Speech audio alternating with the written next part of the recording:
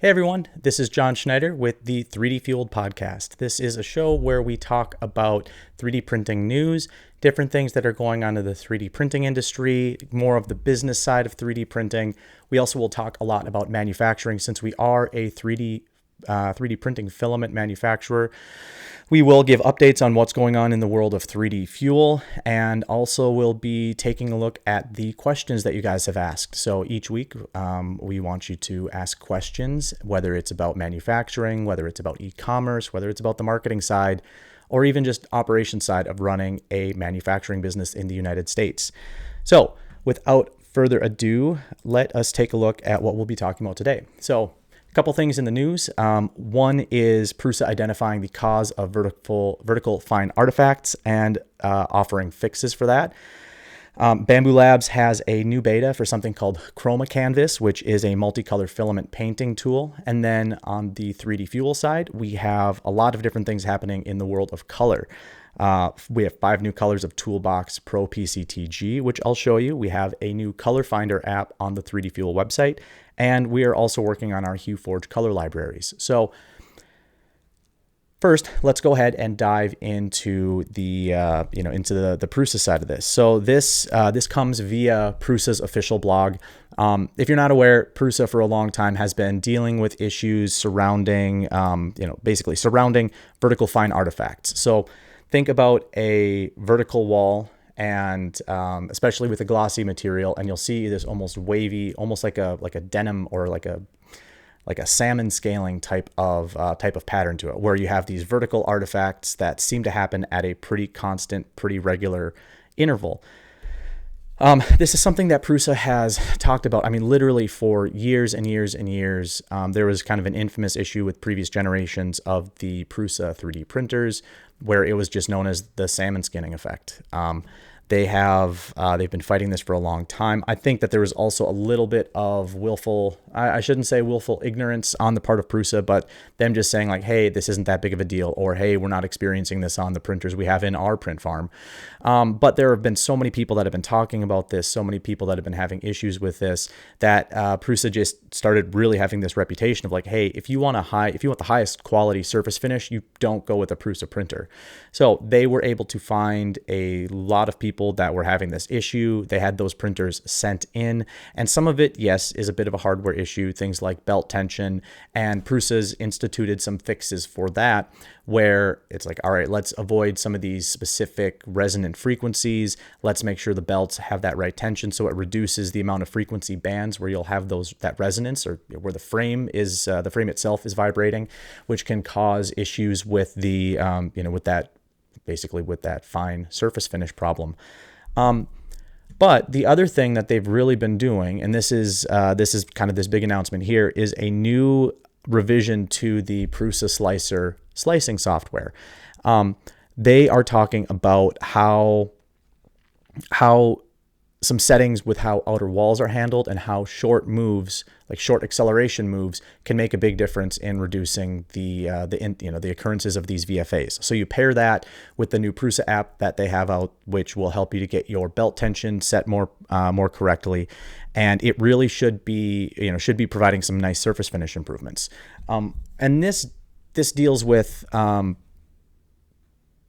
again, something that we see a lot in glossy materials, and Pro PCTG is prone to this too, where you will have parts of a print that appear matte, and then you'll have other parts of a print that appear glossy. And a lot of that has to do with the print speed.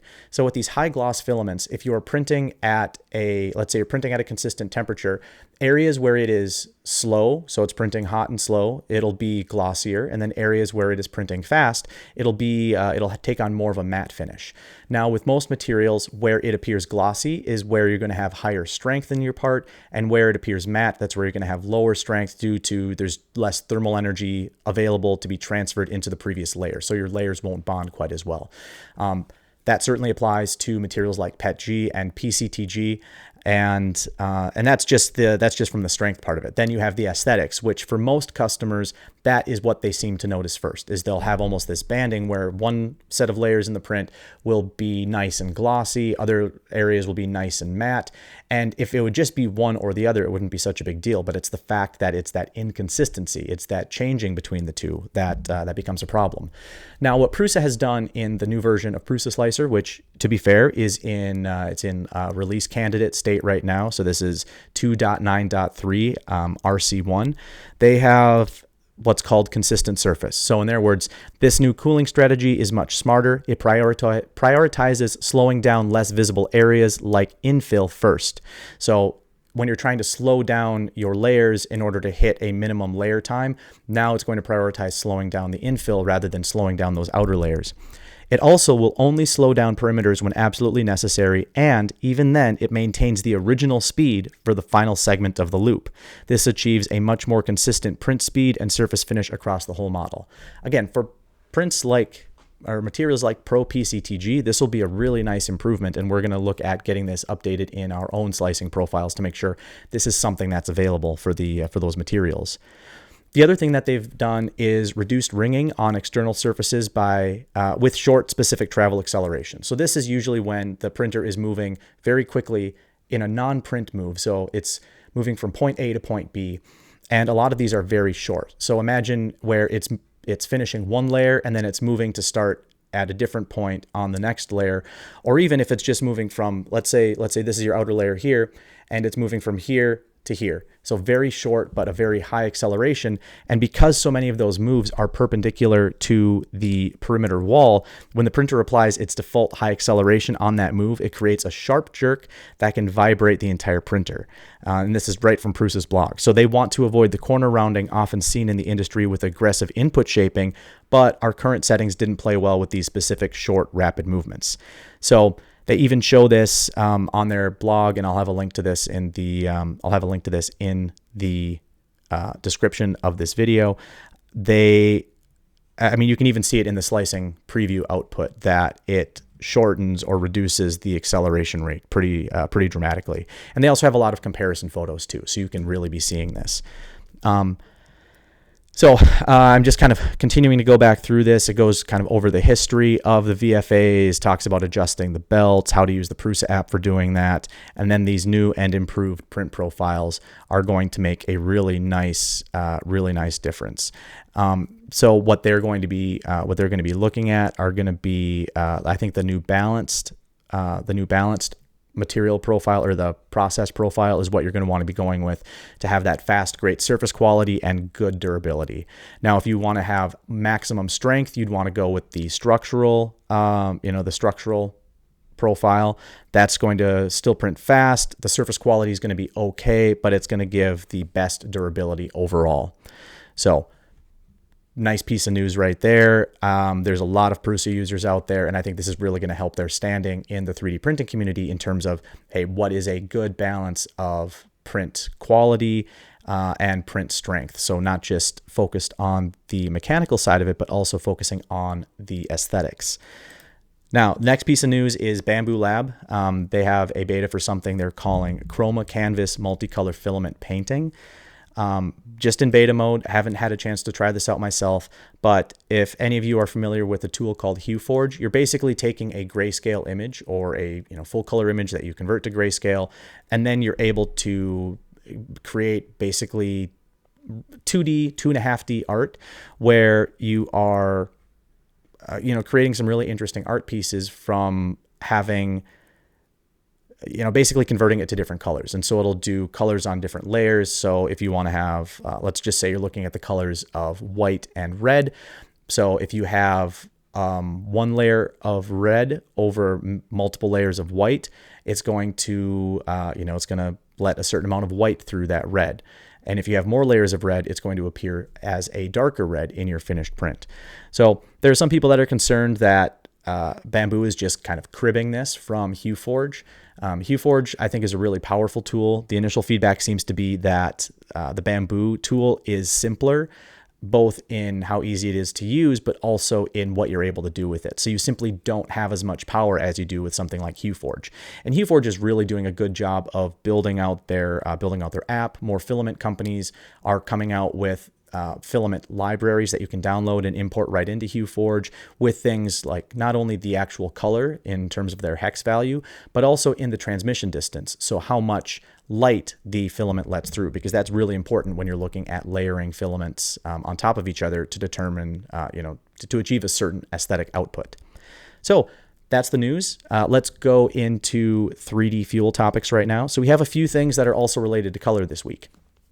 The first one is that we have 5 new colors of our Toolbox Pro PCTG color lineup. So you may or may not know this, but a few months ago we came out with a red that we called Toolbox Red. So we have a lot of customers that do, they do 3D printed products. So they are printing things like tool holders, tool accessories for power tools. And Milwaukee Red was something that they wanted because the fire engine red that we had was too light and too bright, but the iron red that we had was too dark and too rich. So Milwaukee Red, we call it Toolbox Red. So it's a really, really close match. Then we were hearing feedback from other people that were doing the same thing with different tool brands. So now we have Toolbox Orange, which is a close color match for rigid. I don't think these are focusing quite as well as I would like on camera, but we also have Toolbox Green, which is going to be for your Ryobi crowd. We have Toolbox Blue, which tends to be more of an accent color, but this is going to be really good for your Dremel customer base. And then what I think has been the most popular one so far has been Toolbox Teal. That's a really close Makita Blue. Really, really nice color. Even take the Toolbox line out of it. Like, it's just a really good color to print with. And then we also have Toolbox Yellow, which is going to be really, really close to the DeWalt Yellow. So these 6 colors in total make up our Toolbox lineup. We have been getting requests for other tools, but we do have some colors in our lineup that are already pretty close to some of these. For example, we were getting requests for Festool, which is a bright lime green, and a really dark navy blue. Well, we just released our lime green Pro PCTG a couple of months ago, so that's in stock. We have that ready to ship now. And then we also have our navy blue Pro PCTG, which was a color that we released after a lot of requests for blue. So we have just an absolute bevy of blues at this point. I think we have 7 or 8 different blue varieties in Pro PCTG. And we've made a bunch of updates to our website. So not only when you're browsing the website, you should notice that it is faster, it's zippier. The functionality is a bit more what you would expect from a modern e-commerce website. We worked with a developer on that. They did a great job. And now we also have assigned more of the color meta field values. So if you go to the product category page for Pro PCTG, for example, and you filter by color on the left-hand side, if you're on desktop, I think on mobile it ends up being along the top. But if you select blue, that will show you all of the shades of blue that we have in Pro PCTG. If you select green, it will show all the shades of green that we have available in that. And that applies to all of our materials. So that's standard PLA+, Tough Pro PLA+, Pro PETG, and then Pro PCTG. So I think that's going to make it a lot easier to browse the colors. Now, one other thing that we have added to the website, and this is something we've been talking about doing for, I think, 5 or 6 years, which is we get talked to by a lot of schools, a lot of businesses that say, hey, what colors do you have that are close to the colors in my logo? Or what about the colors for a specific sports team? And up until this point, we would have to manually look that up, see what color they're looking at, maybe manually look up a hex code for what is in that company logo, and then look at the known hex codes that we have for our own filament, put it into a compare tool, let them figure out which one has the lowest delta E value. And delta E is basically a calculated value of how similar 2 colors are to each other. And then we would tell the customer, hey, here it is. Here's the link to the product. And it's just so many more steps for what should be a really, really simple, straightforward process. So we now have our filament color match finder. And what this will let you do is you can upload an image, and the tool will identify the 5 most prominent colors in that image. And then it will It'll ask you which material you want to be printing in, and then it will compare the hex codes that it identifies of those 5 most prominent colors in the image to the hex codes of all of the colors that we have within that material family. And then it will tell you, here's the closest color match, here's the delta E value for the hex codes, the hex code differences, and also here's an add to cart, so you can add it right to your cart and move on with your day. And then it also emails you a summary of that, so it's really easy to look up. You have a nice history of all of the color matches that you've done right in your inbox, and we think it's going to be a really useful tool. Even if you just want to be using it to identify the hex colors within an image, it'll pull out those top 5. Now, something to note is if you are using a, let's say we even run into this with the 3D-Fueled logo. If we're doing the JPEG version of the 3D-Fueled logo, there's a lot of empty white space in there. So this tool does identify white as the most prominent color within that. So that's just something to be aware of. If you have an image that is either like a vector file, like an SVG, or if you have a PNG file, because a lot of those tend to be transparent for their backgrounds. JPEGs, you just can't have a transparent background. It's not possible with that file format. PNG is probably going to work better. So link to that tool is going to be down below. We've worked really hard on that. There's been a lot of back-end work that's gone into this over the years. Something that we've been asked about is if we could also add the TD value to something that gets surfaced as part of this. What we will be doing is adding TD values to all of the, it's going to be a meta field, so it'll be added to all of the products and all of the colors that we have on our website. So you'll be able to see that right on the product page along with the hex code. And we're also going to be releasing a HueForge JSON file. So I'm working with the HueForge team right now to get all of that uploaded on the website. And then you'll be able to easily import all of the 3D-Fueled colors and filaments right into HueForge. Yeah, so please try all that stuff out. Let us know what you think about it. There's still a little bit of wiggle room for making changes and improvements. I do want to say that as part of this, you're entering your email address, and we know that that's something that some people may not want to do, but we need to have some way to basically make sure that there's not bots that just start scraping and using this tool just for color matches in bulk. So that's kind of the gate that we need to have up to ensure that we're not being overwhelmed by non-people that are going to be using this tool. And by entering your email address, it also gets you that email summary of the colors. So that's how you're going to have that nice history of the colors that you've matched and the filaments that are the best match for that. So that's the 3D-Fueled happenings right now. We have a lot of other stuff going on in the background. I should be able to talk about more of those things next week. But now let's go ahead and get into questions. So for questions on last week's video where we talked about the SnapMaker U1 versus the uses versus the Bambu Vortex. And now we have Prusa that's come out with they've teased their own system. So let's see. First question is, do you think I can run PCTG through a stock Cobra S1 considering the hot end has an inset PTFE tube? And this is from Veteran Farming Initiative 7136. So the short answer is I know that we've ran PCTG through the Anycubic Cobra S1, but I don't think that it has a PTFE lined tube, but it may be that the older version did have a PTFE tube in it. So let's see. We're talking about the stock Cobra S1. When I'm looking at the Cobra S1 on here, it says it has a 320 degrees Celsius hot end. That tells me there's not a PTFE liner in it. Now, if you are absolutely certain that you have an older version of this that does have a PTFE lined hot end, then you're not going to want to go above 250 degrees Celsius. Otherwise, you're going to start degrading that PTFE tube. It's going to jam up your hot end. It's just going to be a bad time. So yeah, I mean, it's not as clear of an answer as I would like to give, but just please verify that you either have a PTFE lined hot end or you have the all metal hot end that can go up to 320 degrees Celsius. You can print PCTG at 250C, but you're going to need to print really, really, really slowly to ensure that you're getting a good print result. Otherwise, you're going to have a bad time. Are you single? Asking for a friend. Also, what printer should I buy? Not going to answer that first part, and then what printer should I buy? It depends on what you're trying to do. There's a lot of great printers out there.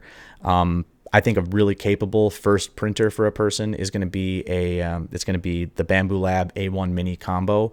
You're able to do multicolor at that point. Unless you're doing larger prints, it's a nice small form factor. The price point is low, relatively low. Yes, you can get printers for less expensive, but I think that it's got the best, or one of the best all-around packages of performance, reliability, ease of use, and price point. Let's see. Okay. Focus. Seriously, this is bad. Like delete and re-record bad. Yep.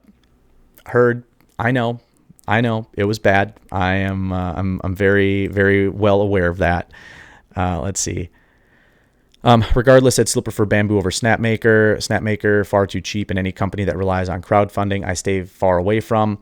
This isn't a question, but I do want to bring up that Bambu Lab started as a Kickstarter project.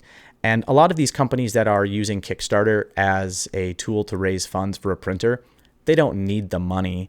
Like Creality 3D does not need a crowdfunding campaign in order to launch a product. They already have the product developed. I mean, that's why these crowdfunding campaigns are able to ship printers so quickly after the campaign ending. Being able to ship 2 months after a campaign ends, man, that thing was long in production. And yeah, the product that's being shown off in a lot of their marketing videos, it basically looks like a finished product. I know it's technically pre-production or it's a short run, but it's effectively a finished product at that point. It's not what Kickstarter was originally for, which was, hey, we are not able to make this project happen without Kickstarter. Companies now use Kickstarter as a marketing tool more than anything else because Kickstarter takes a pretty hefty fee. I think it's like 7 or 10% of the money that you raise they take. So it's not an inexpensive endeavor to go through. Hey, John, love this idea. Subscribed. Looking forward to future episodes. Thanks, Chris. I appreciate that. I hope the production quality on this one is better than the last one. From the blurry face to the microphone mishap, this has been an entertaining and informative video. Thank you, Generation Wi-Fi. Yeah, it's. I just want to get this out there. This is going to be a pretty real and transparent podcast. It's not going to be something where it's super highly polished. Like, don't get me wrong. I want to have things in focus. I want to have good audio quality. But I don't know. I mean, I don't know it all. Yes, I have been doing this for a decade, so there are a lot of things that I've learned how to do. There are a lot of things that I've made mistakes on and have been really painful learning opportunities. But I hope that this will be as entertaining of a podcast as it is informative, and it's not going to be just completely jammed full of marketing speak. That being said, if there's ways you think I can improve, please let me know. That's what I want to be doing here. Let's see. I'm excited for the Prusa / Bondtech team up. Yeah, I'm pretty excited to see that too. I was very impressed with that Bondtech index system when I saw it at Rapid this year, and the fact that Prusa is going to be, well, not a fact, but the very, very, very, very, very strong indication that we have that Prusa will be integrating it into their lineup. I think that's a match made in heaven. Question: can you make a PCTG profile for Cura? The short answer is yes, can. But the challenging thing with Cura is there are not many 3D printers that use it as its default slicer. And you'll notice in the profiles that we do develop, we're usually developing them for whatever slicer is default or recommended by the manufacturer. So when you're looking at like Anycubic, for example, we're going to be going with their variation of Orca Slicer, which is, I think, what they use. For Bambu, we're going to be doing Bambu Studio. For Prusa, we're going to be doing Prusa Slicer. We're just hitting the lowest hanging fruit first because the vast majority of those 3D printer owners, I'm not talking about power users or people like you that are probably listening to this podcast or watching it on YouTube. We're going after the power users, or we're not going after the power users. We're going after the people that don't know how to develop their own profile. They don't even have the concept of what developing a profile looks like. That's who we want to be helping first, because there's so many more of them out there. And as we get more time available, and with some of the things I'm doing on the personnel side with 3D-Fuel right now, we'll be able to start going after some of the more obscure slicers, or I shouldn't say obscure, but after the more alternative slicers. We know that there are a ton of people that are using Orca Slicer for Bambu Lab 3D printers. I know there are a ton of people that are using Orca Slicer for Prusa printers. But right now, we just do not have the bandwidth to develop all of that. And then when we look at a a slicer like Cura. And for a 3D printer, because when I asked on here which printer specifically, they said Ender 3 V3 KE. That is such a specific Ender 3 model, and I don't know how large the customer base is for people that are going to be printing PCTG with that specific printer. And when we develop a profile, we don't do a theoretical profile. We buy the printer, we bring it in-house. These are not provided to us by the manufacturers. So in a lot of ways, we're doing the work for the manufacturer to develop that profile, and then it takes up space in our print farm unless we turn around and sell it, but it takes time to develop for that. And again, that's why we're just trying to hit the lowest hanging fruit, the lowest common denominator first when it comes to printers. It's why we developed a Bambu Studio profile for the X1 Carbon before anything else, is because there are so many people out there that have an X1 Carbon, and the type of person that has an X1 Carbon is going to be more likely to be printing in a material like Pro PCTG. So that's kind of our approach to doing the profiles. From Dorian Ferrari, it sure looks like the next 6 months is going to bring significant changes to hardware. Yep. If there's anything that's very clear, it's that hardware is going to be changing dramatically in the next 6 months, because now it's an arms race on the multi-tool head side of things, or more correctly, I guess, in the multi-hot end side of things. I think that we're going to see a dramatic reduction in the amount of waste filament from purge materials. Now, I'm attracted to that for a variety of reasons. One, it's less waste. It's less material that's probably going to end up in a landfill.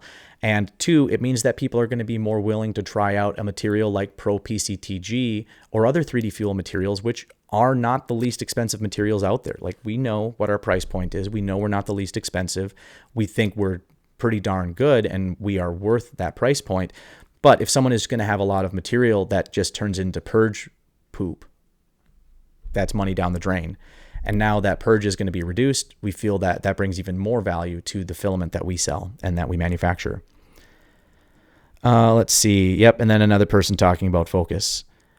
So yeah, those are the questions from this last week. If you have any questions, please throw them in the comments and just type in question, colon, and then type what your question is. I know I answered a lot of them this week that didn't follow that format, but honestly, I'm just happy that there were as many questions and comments as there were this last week on the first video that was out of focus and had bad audio quality. And quite frankly, even the lighting wasn't that great, and the framing had room for improvement. And there's a lot of that we're still going to be working to improve. So thank you for your patience on this. Ask those questions. I really want to be able to answer as many of them as I can, especially the ones around like manufacturing and the 3D printing side. E-commerce and operations ones are fun too, but I don't know. I just like hearing what you guys want to know, and if there's anything I can do from my years of experience that can help you do whatever your next project is, I'm happy to help. So thank you again for watching and or listening, and we'll see you next week. Bye.